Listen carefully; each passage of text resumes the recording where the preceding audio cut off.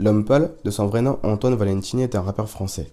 Il s'est fait connaître après son premier album Flip en 2017, puis Janine en 2018 et Amina en 2019. Dans l'album Janine où l'on retrouve Trop Beau, l'homme pâle nous dévoile une autre facette de sa vie personnelle. Avec ses anciens projets, nous étions habitués à ce que le rappeur se livre sur son enfance difficile et ses relations amoureuses qu'il qualifie de chaotiques.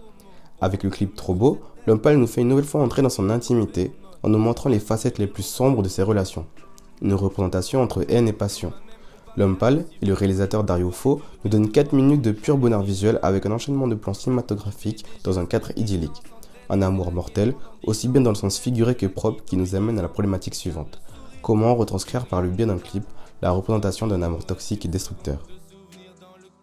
C'est tout d'abord à travers le regard, la posture et la gestuelle que la représentation de cet amour toxique et destructeur est retranscrite dans ce clip. Le premier plan met en scène l'homme pâle avec du sang sur les mains. On peut penser que cela est dû à une violence physique ou psychologique entre les deux âmes sœurs. Cependant, le fait qu'il se tourne le dos exprime une distance. Ce passage est important car c'est l'unique fois où l'on voit le couple dos à dos. Durant toute la continuité du clip, ils se font plus ou moins face. Il y a ensuite un plan où l'on voit le couple prendre le petit déjeuner. Là aussi, la posture et le regard des deux amoureux nous montrent que la haine est très présente. La violence physique s'exprime avec subtilité entre la main de l'homme pâle qui se crispe et le couteau qui se plante dans l'œuf. L'œuf est une symbolique de la vie. Elle tue dans l'œuf leur relation. On suggère que la violence dure et qu'elle prend une forme de routine. Dans la scène sous l'eau, la fille crie de toutes ses forces. Ce cri sourd est un indice d'un appel à l'aide qui ne parvient pas aux oreilles de l'homme pâle. Parallèlement, l'homme pâle vide sa haine de cet amour toxique en détruisant avec détermination une barrière. Ce signe de fondation solide, autant que la peinture qu'elle détruit, représente le lieu où ils sont. On fait ici référence au troisième art, à l'esthétique, et surtout à la destruction de leur relation. Même lors de moments intimes et joyeux, la fille devient une source de danger. Elle tourne autour de l'homme pâle comme si elle chassait sa proie en pointant un harpon sur lui. Elle se bat contre lui, et c'est désormais lui qui se retrouve en position de faiblesse et de soumission. On voit qu'elle aussi peut être soumise avec la scène où elle est tirée dans les profondeurs et privée d'oxygène, et donc de vie. Dans cet amour toxique, ils prennent chacun leur tour le pouvoir sur l'autre en se tirant vers le bas. De nombreux signes iconiques codés symbolisent également cette destruction et la thématique de la torture, lorsqu'ils se battent sous l'eau, qui lui sort le maillot de bain, qui lui tire les cheveux, ou lorsqu'il l'étrangle quand ils font l'amour. Quand la fille se jette sur l'homme pâle, on perçoit la brutalité et l'agressivité de leurs actions, qui montrent l'intensité et l'attachement lors de ses ébats. En effet, se jeter sur son partenaire témoigne de la force brute du désir et de la dépendance. Finalement, le regard de la femme lors des dernières secondes témoigne de son désespoir, tandis que celui de l'homme pâle de la sidération. Par-dessus l'image, les signes linguistiques renforcent cette relation toxique et destructrice. Le texte peut parfois paraître contradictoire avec le clip qui nous laisse entrevoir un cadre idyllique. On constate tout au long du clip que le titre est personnel à l'artiste. Il utilise le pronom « je » ou « nous », se désignant comme acteur principal du clip.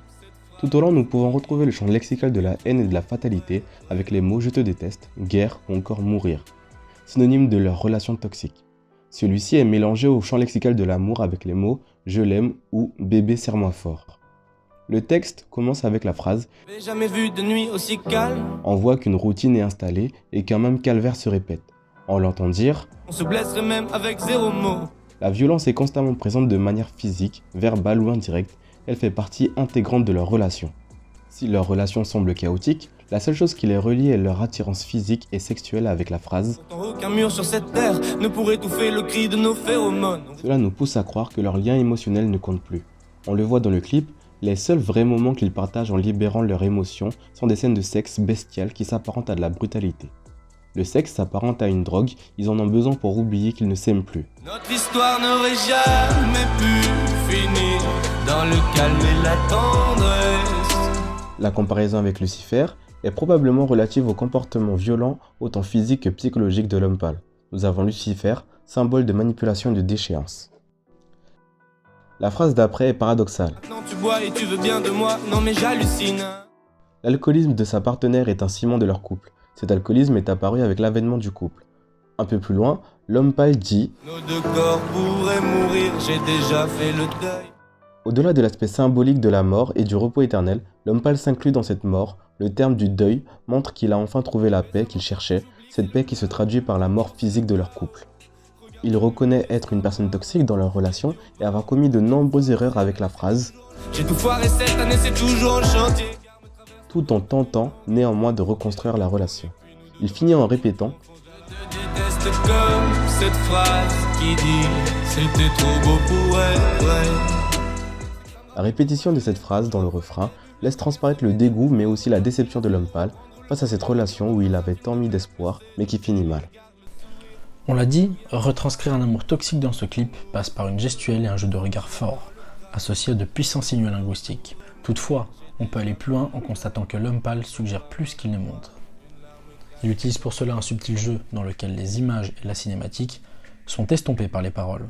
On décèle dans cette scène que la violence est régulière car on oppose le sang sur ses mains et ses pleurs à elle à une nuit calme.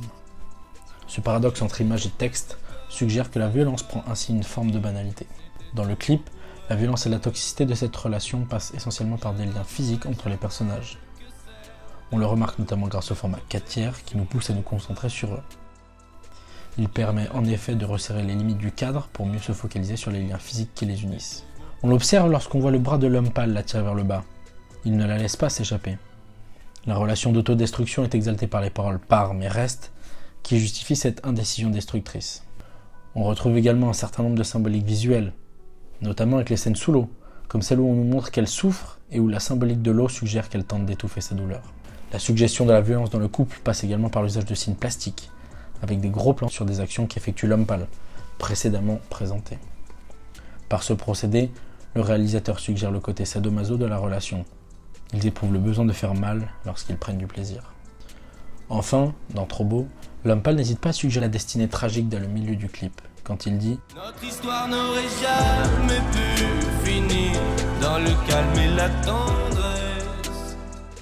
Dissimulée subtilement, cette phrase est pourtant très lourde de sens. Elle nous dit clairement que la destinée de leur histoire n'est pas belle. La phrase Nous deux dans la même voiture, on fonce vers la mort. est intimement liée à la scène finale, alors qu'on ne la connaît pas encore à ce moment du clip. Avec cette projection temporelle de l'image, on suggère la fatalité sans la montrer. On ne doit pas montrer, pour ne pas briser la représentation idyllique de cet environnement paradoxalement si tourmenté. Et ceci est poussé à son paroxysme dans l'image finale. En effet, la voiture disparaît, il n'y a plus de ceinture et le clip s'achève sur un travelling entre la falaise et la mer, avec le plan qui s'agrandit sur la mer. Sans même le montrer, on nous fait comprendre que hors cadre, la voiture va plonger dans la mer et que la destinée va être tragique.